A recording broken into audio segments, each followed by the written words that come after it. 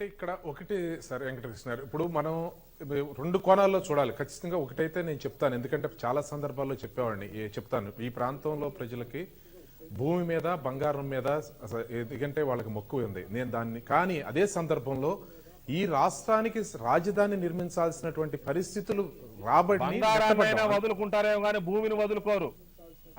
అయితే అంటే ఇక్కడ ఇక్కడ ఇష్యూ ఏంటంటే సార్, ఆ సందర్భంగా రాష్ట్రంలో నిర్మాణం చేయాల్సినటువంటి అవసరం, రాష్ట్రంలో రాజధాని నిర్మించుకోవాల్సిన అవసరం ఈ రాష్ట్రానికి ఏర్పడింది.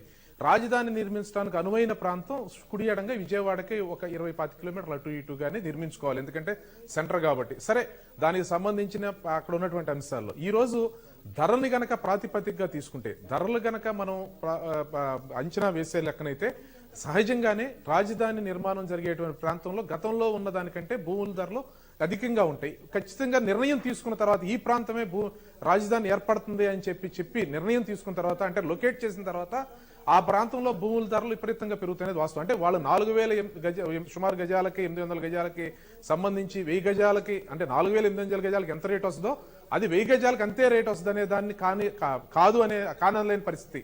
కాబట్టి ప్రభుత్వ పరంగా అందుకనే భూ సేకరణ కాకుండా భూ సమీకరణ పెట్టింది. సో భూ సమీకరణ వల్ల వాళ్ళు ఆర్థికంగా నష్టపోయినటువంటిది, రాజధాని వాళ్ళ ప్రాంతంలో రావటం వల్ల ఆ ప్రాంతంలో ఉన్నటువంటి ప్రాధాన్యత, భూముల యొక్క రేట్లు పెరుగుతాయి. ఆర్థికంగా నష్టం లేదు, సామాజిక కోణంలో ఎదుగుతారు.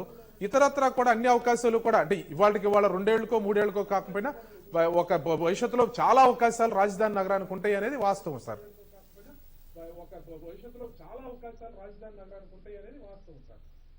రైట్.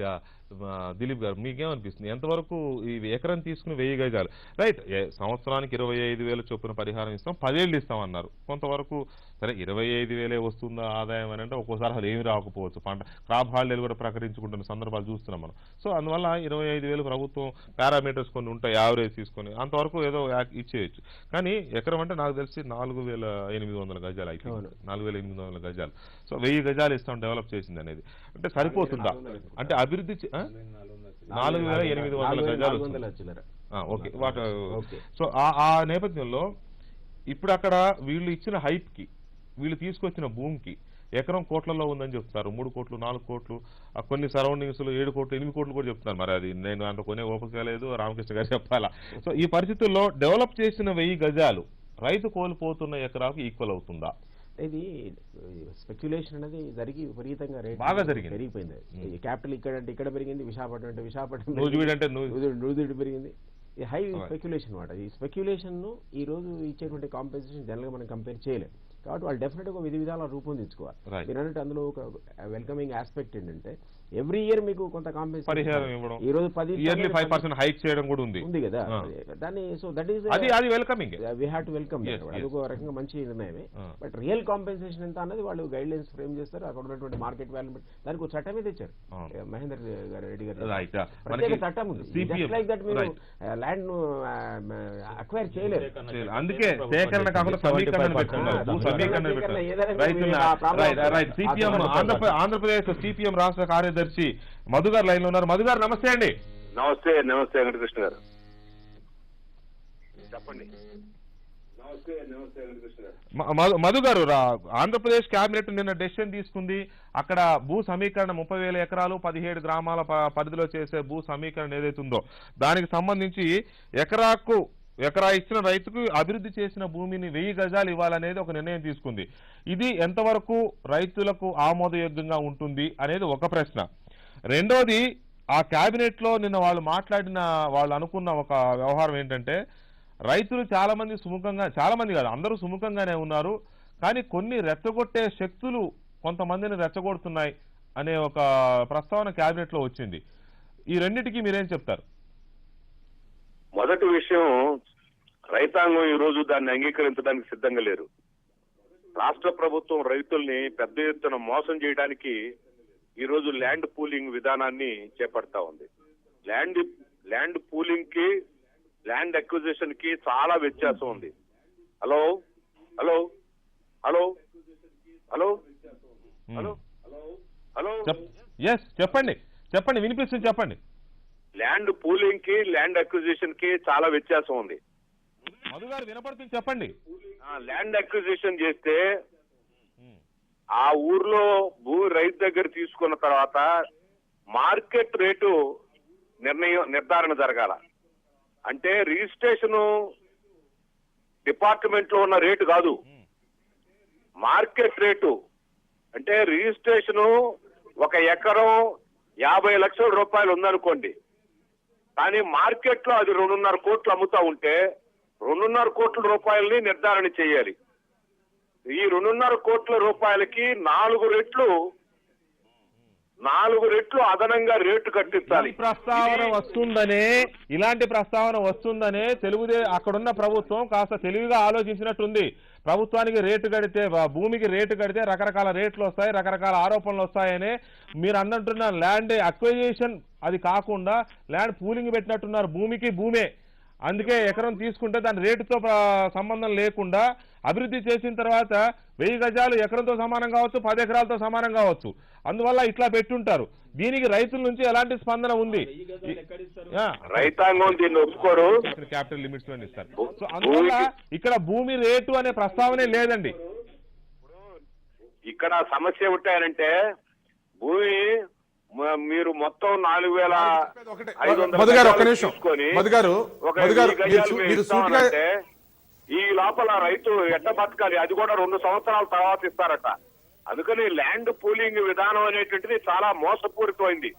రైతాంగాన్ని ఒక నిమిషం లైన్ లో ఉండండి. మధు గారు ఒక్క నిమిషం మీరు లైన్ లో ఉండండి. రామకృష్ణ గారు చెప్పండి. మధు గారికి మీరు ఏం సమాధానం చెప్తారు రామకృష్ణ గారు? ఇప్పుడు వారు చెప్పిన మాటల్లోనే 50 లక్షలు ఉంది, 2.5 కోట్లు అవుతుంది అంటున్నారు. నేను వారి వాదనను కూడా ఖండించలేదు. ఇంకా పెరిగింది కానీ తగ్గలేదు.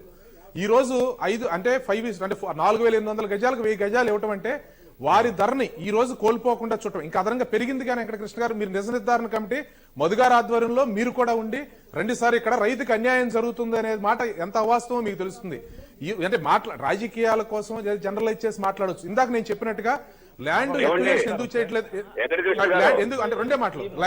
ల్యాండ్ ఎక్విజిషన్ ఎందుకు చేయట్లేదు అంటే ఈ ప్రాంతంలో, ఆ రాజధాని ప్రాంతంలో భూమి కోల్పోయామనేటువంటి బాధ రైతుకు ఉండకూడదు కాబట్టి ల్యాండ్ ఎక్విజిషన్ కంటే ల్యాండ్ పూలింగ్ చేయటం ఒకటి. 2 సంవత్సరాలలో ఈ డబ్బులు ఇవ్వడానికి సంబంధించి ఎకరాకి ఇంత అని చెప్పి పెనాల్టీ కడతాం, వాళ్ళకి రెంట్ అనండి, పెనాల్టీ అనండి, వాట్ ఎవర్ ఇట్ మేబీ, వాళ్ళకి కడతాం అనేది రెండోది. అంటే ఈ రోజు రాజధాని వాళ్ళ ప్రాంతంలో వస్తున్నందుకు వాళ్ళు సంతోషపడే సందర్భం, ఆర్థికంగా నష్టపోవటం లేదు. 1000 గజాలు రేపు తీసుకుంటే ఎంత పెరుగుతుంది అనేది ఒక్కసారి చూస్తే 2 సంవత్సరాల తర్వాత 3 సంవత్సరాల తర్వాత మళ్ళీ ఇదే మధుగారు మీరు నేను డిస్కషన్ లో ఉంటే అది మంచి జరిగిందా చెడు జరిగిందా అనేది ఆ రోజు వారు, అంటే ఎకరం ఉంటే పెరుగుద్ది అని అంటే అది చెప్పేది లేదు. ఎందుకంటే ఎకరం ఉంటే అక్కడ రాజధాని రాదు కదండి, ఇంకో ప్రాంతానికి వెళ్ళిపోద్ది. ఈ రోజు ఆ కోల్పోయినప్పటికీ కూడా వాళ్ళ యొక్క నివాసాల మధ్యలో రాజధాని ఏర్పడతాం అంటే దురదృష్టకరమైన పరిస్థితులు, అదృష్టమైన పరిస్థితులు అనేది మాట్లాడతాం. కానీ రాజధాని రాష్ట్రం విడిపోయినటువంటి పరిస్థితులు ఏ విధంగా ఉన్నా ఆ ప్రాంతానికి రాజధాని మధు గారు ఫైనల్ గా ఈ అంశానికి సంబంధించి ఏదో ఒక రకంగా ప్రభుత్వం తీసుకునే కార్యక్రమాలను వ్యతిరేకించాలి అనే దృక్పథమే కనబడుతోందా, లేక హేతుబద్ధంగా ఉంటే సమర్థించాలనే ఆలోచన కూడా చేస్తారా మీరు? దీంట్లో హేతుబద్ధతను కూడా మీరు చూసి ఒకవేళ నిజంగానే బాగుంది, ఇది భూ సేకరణ అనే చట్టాలు ప్రయోగించి సేకరించడం కాకుండా ఇలా పూలింగ్ ద్వారా రైతులకు భూమికి భూమే ఇవ్వాలి అనేది బాగుంది అనుకుంటే సమర్థిస్తారా? ఇప్పుడు ల్యాండ్ పూలింగ్ అనేది చాలా దగా అని చెప్పేసి మళ్ళా చెప్తున్నాను నేను. ఎట్టగా అనేటువంటిది నేను చెప్పేది విన్న తర్వాత మీరు ఏదన్నా ప్రశ్నలు అడిగితే బాగుంటది. ఇప్పుడు సమస్య ఏంటంటే కౌలు రైతులకు గాని వ్యవసాయ కూలీలకు గాని ఆ ఊర్లో చేపల కుంట ఉంటే, చేపల చెరువు ఉంటే ఆ చేపల చెరువుల మీద జీవనం సాగించేటువంటి వాళ్ళకి గాని, చేతి వృత్తులు ఉంటే వాళ్ళకి గాని, వీళ్ళందరికీ ల్యాండ్ అక్విజిషన్ చట్టంలో నష్టపరిహారం చెల్లించే పద్ధతి ఉన్నది. ల్యాండ్ పూలింగ్ లో లేదు ఆ పద్ధతి. ఊళ్ళో ఉన్న వాళ్ళకి అందరికీ భూమి ఉండదు. ఊళ్ళో ఉన్నటువంటి వాళ్ళలో సగం మందికి మాత్రమే భూమి ఉంటుంది. సగం మంది ఇతర వృత్తుల మీద జీవిస్తూ ఉంటారు. కమ్మరి, కుమ్మరి, ఇతర అనేక వృత్తులు. వీళ్ళందరికీ ఉపాధి పోద్ది.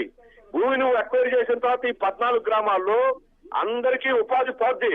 వీళ్ళందరూ ఉపాధి కూడా కాపాడడం అనేటువంటిది కొత్తగా వచ్చినటువంటి ల్యాండ్ అక్విజిషన్ చట్టంలో ఉన్నది. దాన్ని ఆ బాధ్యత నుండి ప్రభుత్వం తప్పించుకోవడం కోసం దగా చేసేటువంటి పద్ధతుల్లో ఈ రోజు ఈ ల్యాండ్ పూలింగ్ విధానాన్ని తీసుకొస్తుంది. ఊరికే మాట్లాడితే ఉపయోగం లేదు. ల్యాండ్ అక్విజిషన్ చట్టంలో ఏమున్నదో 2013 పార్లమెంట్ లో ఆమోదించినటువంటి ల్యాండ్ అక్విజిషన్ చట్టంలో స్పష్టంగా ఈ రోజు ఆ ఊర్లో రకరకాలైనటువంటి వృత్తుల మీద జీవించేటువంటి వాళ్ళు, కౌలు రైతులు, వ్యవసాయ కూలీలు, కూలి చేసుకొని భూమి లేకుండా ఉన్నటువంటి వాళ్ళు, వాళ్ళందరికీ నష్టపరిహారం చెల్లించాలి. అంతేకాదు నేను మనవి చేస్తున్న రైతుకి 4 రెట్లు రేటు కట్టించడమే కాదు, చాలా వ్యాలిడ్ పాయింట్, చాలా వ్యాలిడ్ పాయింట్ చెప్పారు. నేను అందుకనే అంతగా గుచ్చి అడిగిన ఒక్క నిమిషం రామకృష్ణ గారు, ఒక్క నిమిషం దయచేసి రామకృష్ణ గారు, ఒక్క నిమిషం. అంతగా గుచ్చి అడిగిన ఉద్దేశం కూడా ఎంతసేపు భూమికి సంబంధించిన రైతు ఇది వస్తుంది తప్ప అనుబంధ రంగాలు చాలా ఉంటాయి, చేతి వృత్తులు ఉంటాయి, కమ్మరి, కుమ్మరి, మంగలి, చాకలి, ఎంతో మంది. ఒక గ్రామం ఉందంటే 17 గ్రామాలంటే ఒక్కొక్క గ్రామంలో కనీసం 100 రకాల వృత్తిదారులు ఉంటారు. వీళ్ళందరికీ అందరికీ ఉపాధి హామీ వర్తింపజేసి బతికించలేరు. ఉపాధి హామీ సరిపోదు అందరికీ. ఎలా ఉపాధి ఇస్తారా, ఉద్యోగాలు ఇస్తారా, ఏంటి అనే దాని క్లారిటీ ఎలా ఉంటుందనే దాని మీదనే మీ నుంచి మీరైతే కమ్యూనిస్ట్ నాయకులు బాగా చెప్తారనే మిమ్మల్ని నేను అంతగా అడిగింది. సో ఒక్క నిమిషం మధు గారు, ఒక్క నిమిషం ఇప్పుడు చెప్తా సార్. ఒక్క నిమిషం మధు గారు, ఒక్క నిమిషం రామకృష్ణ గారు చెప్పండి. ఈ వృత్తిదారులు ఏం చెప్తారు? వారు మాట్లాడిన దానికి ఇప్పుడు 2000 నేను ఒక న్యాయవాదిగా నాకు అవగాహన ఉంది సార్. 2013 ల్యాండ్ ఎక్విజిషన్ యాక్ట్ ప్రకారం తీసుకున్నా కూడా ఆయన 4 టైమ్స్ ఏదైతే బెనిఫిట్ అని ఆయన చెప్తా ఉన్నారో 4 టైమ్స్ బెనిఫిట్ అనేది గవర్నమెంట్ వాల్యూ. ఈ రోజు గవర్నమెంట్ ఏదైతే రేట్ ఉందో ఆ మార్కెట్ వాల్యూ, అంటే గవర్నమెంట్ రేట్ అంటారు, market value in the sense ఆ రేట్ 10 లక్షలు ఉంది అనుకోండి, సపోజ్ 40 లక్షలు 3 టైమ్స్ ఆర్ 4 టైమ్స్ అనేది అది ఒకటి. సరే, దాన్ని మించే ఇక్కడ వస్తుంది వాళ్ళకి. రెండోది, ఈ భూ సమీకరణ చేసేది వారు ఇదేదో ఇండస్ట్రీ కోసం లేదంటే వేరే రోడ్డు నిర్మాణానికో కాదు కదండి, ఇది రాజధాని నిర్మాణానికి. రాజధాని నిర్మాణం ఏర్పడటం వల్ల అక్కడ ఉపాధి అవకాశాలు పెరుగుతాయి కానీ తరగవండి. రాజధాని నిర్మాణం వల్ల చాలా ఉపాధి అవకాశాలు ఏర్పడతాయి వచ్చే వారందరికీ కూడా. అయితే అతను కౌలుకి, అతను రైతు కూలీగా వెళ్లే వ్యక్తి ఒక సంస్థలో ఉద్యోగిగా వెళ్తాడు, లేదా ఒక సంస్థలో జీతానికి వెళ్ళేటువంటి జనసేన వేతనానికి వెళ్ళేటువంటి వ్యక్తిగా మారతాడు. అది తప్పించి వాళ్ళకి ఉపాధి కోల్పోతారనేది రాజధాని ఏర్పడుతున్నప్పుడు అది అసాధ్యం కదండి. అది రాజధాని ఏర్పడుతున్నప్పుడు ఉపాధి అవకాశాలు పెరుగుతాయి కానీ తరుగుతూ అనేది ఎక్కడ ఉండదు కదా సార్. అది కాబట్టి వాళ్ళ యొక్క ఆలోచన అనేది కరెక్ట్ కాదని ఉపాధి కోల్పోయే హైదరాబాద్ విస్తరణలో కూడా, హైదరాబాద్ రాజధాని విస్తరణలో కూడా చాలా గ్రామాలు, 100 గ్రామాలు హైదరాబాద్ రాజధానిలోకి వచ్చి కలిసిపోయాయి. వ్యవసాయ భూములన్నీ అపార్ట్మెంట్లు లేకపోతే స్పెషల్ ఎకనామిక్ జోన్లు వెలిసాయండి. అవి కామన్ జరుగుతూ ఉంటాయి. కామన్ ఎలా ఆదుకుంటారనేది లేదు చెప్పాలి మీ అనుభవంతో మీరు, ఎందుకంటే మనం ఇక్కడ హైదరాబాద్ చూసామని.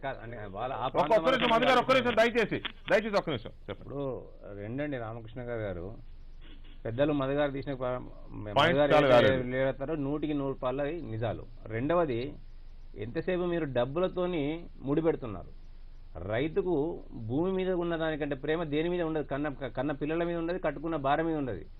ఇప్పుడు ఆ భూమిని వదిలిపెట్టడం ఉన్న సెంటిమెంట్ ను మీరు గుర్తించలేరు. ఇవాళ ఆ భూమికి ఉన్న అటాచ్మెంట్ ఇవాళ 17 గ్రామాల యొక్క ఉనికిని కోల్పోయే పరిస్థితి ఇవాళ రేపు పొద్దుగా ఏమైతే స్లమ్స్ గా తయారైతే మీకున్న 17 గ్రామాలు ఇవాళ ఆ పట్టణంలో ఆ ఔటర్ రింగ్ రోడ్డు నిర్మాణం కోసం నోటీసులు ఇచ్చి లాక్కున్నప్పుడు ఎలా ఏమైపోయింది మిమ్మల్ని అంటున్నానని కాదు కానీ హైదరాబాద్ ఔటర్ రింగ్ రోడ్డు కోసం నోటీసులు ఇచ్చి బలవంతంగా గ్రామాలు మటుమాయం చేశారు. అప్పుడేమైపోయినాయి వాదనలన్నీ? అప్పుడు మీరు నన్ను పిలవలే కాబట్టి మిమ్మల్ని అంటలా, నేను మిమ్మల్ని అనలేదు మహేంద్ర రెడ్డి గారు, ప్రభుత్వాలను ప్రశ్నిస్తున్నాను.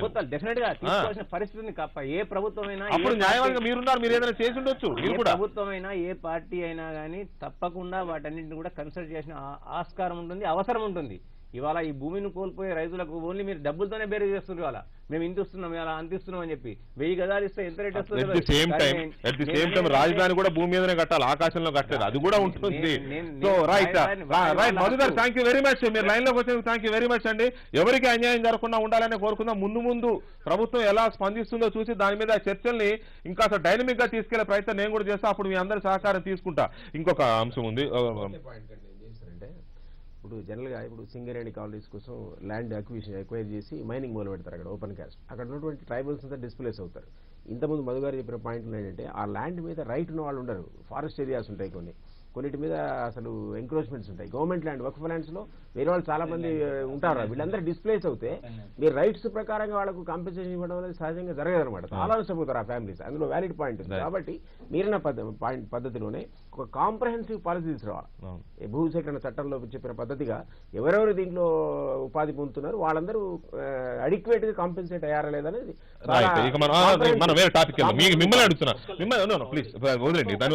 ఇక్కడ తెలంగాణ ఉద్యమంతో మనం ఒక కొత్త పందాన్ని చూసాం. మనం తెలంగాణ ఉద్యమం తీసుకొచ్చిన ఒక పెద్ద మార్పు ఏంటంటే పోరాట స్ఫూర్తిని తీసుకొచ్చింది.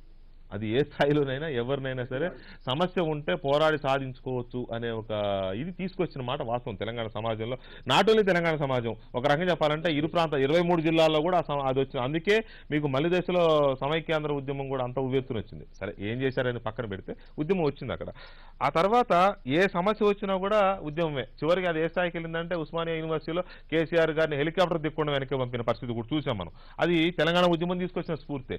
ఇవాళ జూనియర్ డాక్టర్లు ఉద్యమం చేస్తుంటే దాన్ని అడ్రస్ చేయాల్సిన తీరులో చేస్తున్నారా, లేక డిబార్ చేసి పరేయండి అని ప్రభుత్వం అనడం కరెక్టా? మీరు ఒక లాయర్గా చెప్పండి. కోర్టు తప్పట్టు ఉండొచ్చు, జూనియర్ డాక్టర్లు చేస్తున్నది కూడా తప్పే కావచ్చు, వాళ్ళు చేస్తున్న సమయం వల్ల రోగులు చనిపోతుండొచ్చు, నేనే సమర్థించాను సార్ జూనియర్ డాక్టర్లని. కానీ తెలంగాణ రాష్ట్రం వచ్చిన తర్వాత టీఆర్ఎస్ ప్రభుత్వం ఏర్పడితే మనకు అందరికీ న్యాయం జరుగుతుంది, మనం ఏదడిగినా కొండ మీద కోతిని తెమ్మన్నా తెస్తారు అనే తరహాలో మీరే బిల్డప్ ఇచ్చారు. ఇవాళ ఏమైంది, అడిగిన వాడిని డిబార్ చేయండి అంటే మీరు అడిగారు కదా. ఇప్పుడు జూడాలకు ఉన్నటువంటి సమస్యలు ఎన్ని, ప్రధాన సమస్యలు ఏంది, దేని మీద ప్రభుత్వం విభేదించింది అంటే ఎక్సెప్ట్ గ్రామీణ ప్రాంతంలో సేవ చేయడం దానికి వాళ్ళు వ్యతిరేకిస్తున్నారు, మేము సమర్థిస్తున్నాం. దాన్ని మీరు వ్యతిరేకిస్తున్నారా? మీరు ఒకటి చెప్పండి. రెండో విషయం, వారి మిగతా కోరికలన్నీ తీరినాయి కదా. ఏ ఒక్కటన్నా ఒక్క సమస్యని గ్రామీణ ప్రాంతాల్లో ఒక సంవత్సరం పనిచేయాలి అనేది 10 ఏళ్ల నాటి జీవో. ఇవాళ మీరు కొత్తగా తెచ్చింది కాదు. 10 ఏళ్ల నుంచి ధర్నాలు జరుగుతూనే ఉన్నాయి. ఉస్మానియా మెడికల్ కాలేజీ దగ్గర బస్సులు తగలబెట్టారు. ఆ రోజు జర్నలిస్టులు కూడా గాయపడిన చూశాను. జూడాలకు ఉన్నటువంటి ప్రధానమైన సమస్య దేని మీద పోరాడుతున్నారు? అదొకటే కదా. ఇప్పుడు ఇవాళ హైకోర్టు అయినా ప్రజలైనా అన్ని పార్టీలైనా ఈ రోజు గ్రామీణ ప్రాంతాల్లో చేయాల్సిందే, గ్రామీణ ప్రాంతంలో చేయాలి. అదొకటే కదా ప్రభుత్వం అంటుంది. ఇంకా ఏమున్నాయి చెప్పండి? వారి సమస్యలన్నీ తీర్చేసాం. ప్రభుత్వం అన్ని వారి స్టైఫండ్ ను పెంచామండి. వారికి ఉన్నటువంటి స్కాలర్షిప్, గత ప్రభుత్వం ఇయ్యని స్కాలర్షిప్లు మనం ఇమీడియట్ గా మనం ఇచ్చినాం వాళ్ళకి, ఇదే జూడా డాక్టర్లకి. సో అంటే ఈ ప్రభుత్వం తీసుకున్నది ఈ 4 నెలల్లో వాళ్ళు అడగకపోయినా మిగతా సమస్యలన్నీ మేము ప్రకటించినాం. ఉన్న సమస్యల్లో అదొకటే. ఆ ఒక్కదాని మీద విఘ్నతతో వారి తల్లిదండ్రులు ఒప్పుకుంటున్నారు, వాళ్ళ తల్లిదండ్రులు ఆవేదన చెందుతున్నారు, మా పిల్లలు రోడ్డు మీద పడి వాళ్ళు చదువులు పోతున్నాయని. ఒక్కటి మాత్రం వ్యవస్థలో జరుగుతూ ఉంది ఏంటంటే, మన ఇంట్లో డాక్టర్ను తయారు చేసుకుంటే మనకు పనికి రానప్పుడు నా పిల్లవాడు సరిగా చదవలేదు, నాణ్యమైన చదువు చదవలేడు అని నేను బయట డాక్టర్ దగ్గరికి పోతే ఏ రకంగా ఉంటుంది? నా ఇంట్లో ఇంజనీరు పెట్టుకొని నేను బయట ఇంజనీర్ను పెట్టి నా ఇల్లును కట్టించుకుంటే దాంట్లో చదివించుకునే అర్థమైంది మన భవిష్యత్తుని, మన పౌరుల్ని, మన భావి భారత పౌరుల్ని. అందుకు తెలంగాణ ప్రభుత్వం ఒకటే, నాణ్యమైన చదువు తప్పకుండా ప్రాక్టికల్స్ లాగా ఉంటుంది. గ్రామాలలో అభిలాష్ రైట్, జూనియర్ డాక్టర్ల ప్రతినిధి అభిలాష్ లైన్ లో ఉన్నారు. అభిలాష్ గారు గుడ్ మార్నింగ్ అండి. గుడ్ మార్నింగ్ అండి. హలో అభిలాష్ గారు. ఎస్ అభిలాష్ గారు, మీరు జూనియర్ డాక్టర్ల మీరు కూడా దీక్షలో ఉన్నారా, లేదు మీరు ఒక జూనియర్ డాక్టర్ మాత్రమేనా?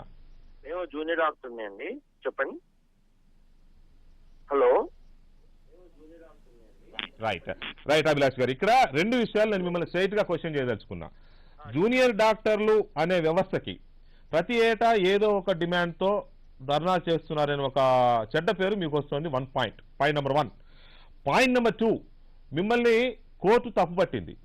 ఇమీడియట్ గా సమ్మె విరమించి విధులకు హాజరుకండి, హాజరైన తర్వాత మీ డిమాండ్ల మీద కోర్టు కూడా స్పందిస్తుందని చెప్పింది. అయినా మీరు విరమించకుండా మీరు మొండిగా మీ సమ్మె మీరు చేస్తున్నారు. నెంబర్ 2. నెంబర్ 3, రాష్ట్ర ప్రభుత్వం మరింత మొండిగా మాట్లాడుతోంది, అవసరమైతే డిబార్ చేసి పడేయండి అని చెప్పి చాలా సీరియస్ గా మాట్లాడుతున్న పరిస్థితి. ఈ 3టికి మించి 4వది రోగులు ఇబ్బంది పడుతున్నారు. దాన్ని ఎందుకు పరిగణలోకి తీసుకోవట్లేదు? దీనికి ఏం సమాధానం చెప్తారు? ఫస్ట్ క్వశ్చన్ కండి, అంటే మీరు తరచుగా చేస్తున్నారు అంటున్న దానికి ఒకటే అండి, మేము సపరేట్ డిమాండ్స్ తోటి చేయట్లేదు, మేము ఒకటే డిమాండ్ తో చేస్తున్నాము. కాబట్టి ప్రభుత్వాన్ని దీనికి ఒక శాశ్వత పరిష్కారం అనేది తీసుకొస్తే మాకు ఈ సమస్య అనేది మళ్ళీ రాదని ఆశిస్తున్నాము. సెకండ్ థింగ్ ఏదైతే ఉందో, మీరు అన్నారు ఇప్పుడు కోర్టు గురించి చెప్పారు, అంటే కోర్టు చెప్పిన దాన్ని మీరు అతిక్రమించి వెళ్తున్నారని. మాకు కోర్టు లాస్ట్ టైం కూడా మాకు ఒకటి ఇచ్చిందండి, గవర్నమెంట్ షుడ్ ఫాలో, ఏమంటారు, మాకు వచ్చిన సమస్యని పరిష్కరించకపోతే 72 గంటలలో మీరు వెళ్ళండి అని చెప్పడం జరిగింది. మేము ఇప్పుడు పిల్లు వేసింది కూడా అదే చెప్పాం. మాకు ఎందుకంటే కోర్టు ఇప్పటికి కూడా ఇన్స్ట్రక్షన్స్ ఇచ్చింది, కాల్ ఆఫ్ చేయమని చెప్పలేదు. ఇట్ హాస్ జస్ట్ రిక్వెస్టెడ్ అస్. అంటే మేము మా లాయర్ ద్వారా మేము చెప్పించింది కూడా ఏంటంటే, సార్ మాకు మేము లాస్ట్ టైం కూడా ఇక్కడ వరకు వచ్చినప్పుడు మీ మాట విని మేము we have definitely call of చేశాము. కానీ ఇప్పుడున్న పరిస్థితిలో మేము మిమ్మల్ని రిక్వెస్ట్ చేసేది ఏంటంటే, గవర్నమెంట్ ఏదైతే ఉందో మాకున్న సమస్యని పరిష్కరించామని చెప్పేసి మేము కోరామండి. అది థర్డ్ థింగ్ అంటే గవర్నమెంట్ మొండిగా ఉంది అని అంటున్నారు. డెఫినెట్ గా మేము చెప్తున్నాము, ఇప్పటికైనా కానీ మీరు ఏదైతే సమస్య ఉందో మమ్మల్ని పిలిచి చర్చించి పరిష్కరిస్తే మేము ఇప్పటికైనా కాల్ ఆఫ్ చేయడానికి రెడీగా ఉన్నాం. నాలుగోది రోగుల గురించి వస్తుంది. డెఫినెట్ గా మీరు ఆల్రెడీ మీరు చెప్పారు, మా వల్ల హాస్పిటల్లో పెద్ద బర్డన్ ఉండదని చెప్పేసి మన డిప్యూటీ సీఎంఏ చెప్పారు. కానీ అట్ ద సేమ్ టైం నేను చెప్పదలుచుకునేది ఏంటంటే మాకు ఎంత రెస్పాన్సిబిలిటీ ఉందో దానికంటే ఒక 5 times రెస్పాన్సిబిలిటీ గవర్నమెంట్ ఉందండి ముఖ్యంగా. కాబట్టి మేము కోరుకునేది ఒకటే, సమస్యకి ఇప్పటికైనా మమ్మల్ని చర్చలకు పిలిచి సమస్యని ఇంకొక పాయింట్ చెప్పండి అభిలాష్ ఒక పాయింట్ చెప్పండి. గవర్నమెంట్ అంటోంది దీని వెనుక రాజకీయ శక్తులు ఏవో ప్రేరేపిస్తున్నాయి జూనియర్ డాక్టర్లని అని ప్రభుత్వం వైపు నుంచి, టీఆర్ఎస్ పార్టీ వైపు నుంచి ఇంకొక ఆరోపణ వస్తుంది. మీ వెనుక ఉన్న రాజకీయ పార్టీలు ఏమిటి, ఎవరు మిమ్మల్ని రెచ్చగొడుతున్నారు? 100% క్లియర్ గా క్లారిటీగా ఒకటే చెప్తున్నానండి. హలో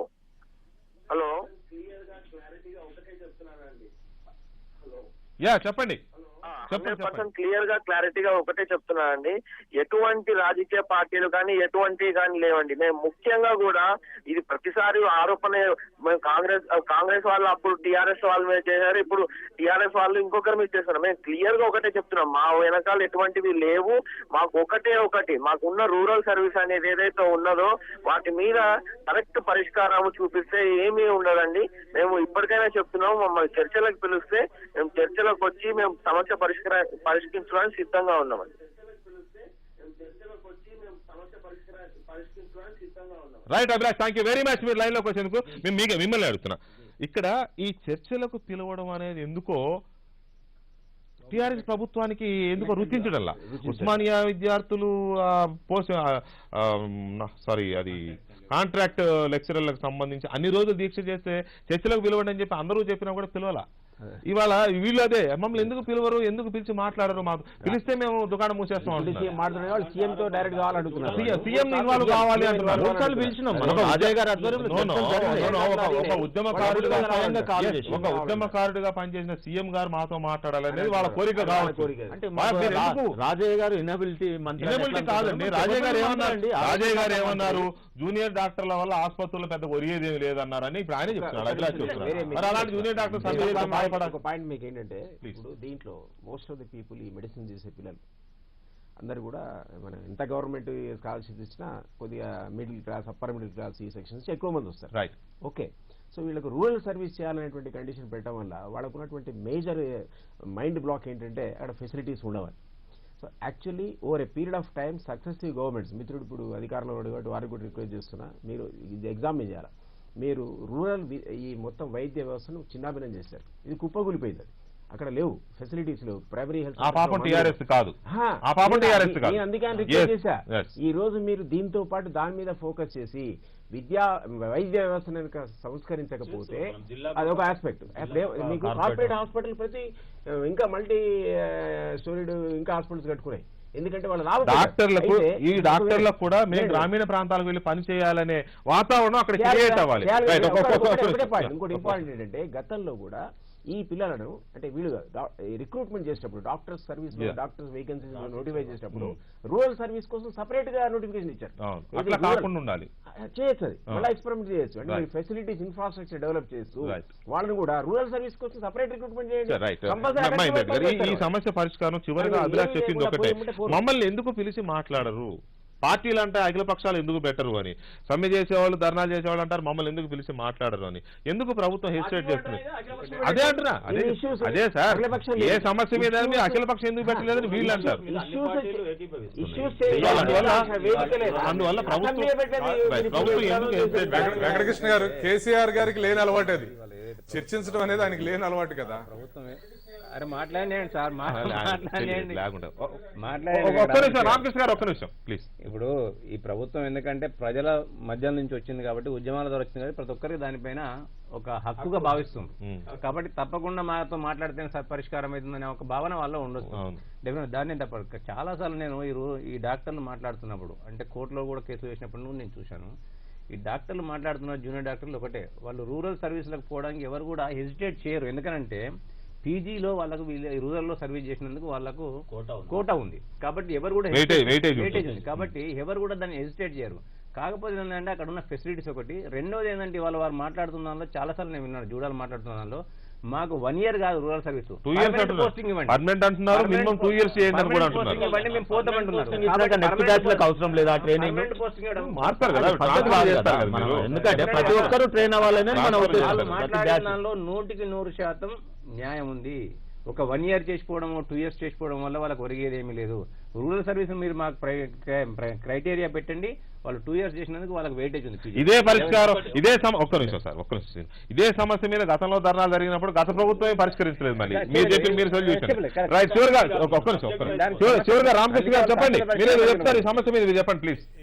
ఏం లేదు సార్, నేను అనేది కేసీఆర్ గారికి చర్చించడం అనేది అలవాటు లేని పద్ధతిగా ఉంది కదా. అధికారంలోకి వచ్చినాక ఆయన ఏ సమస్య మీద ఎవరితోనూ చర్చించట్లేదు. ఆయన యొక్క పరిపాలనా పద్ధతుల్లో ఆయన వెళ్ళటమే కానీ ఆ చర్చించి పరిష్కరించుదాం అనేటువంటి పద్ధతులు ఆయన అవలంబించట్లేదు అంటున్నాను.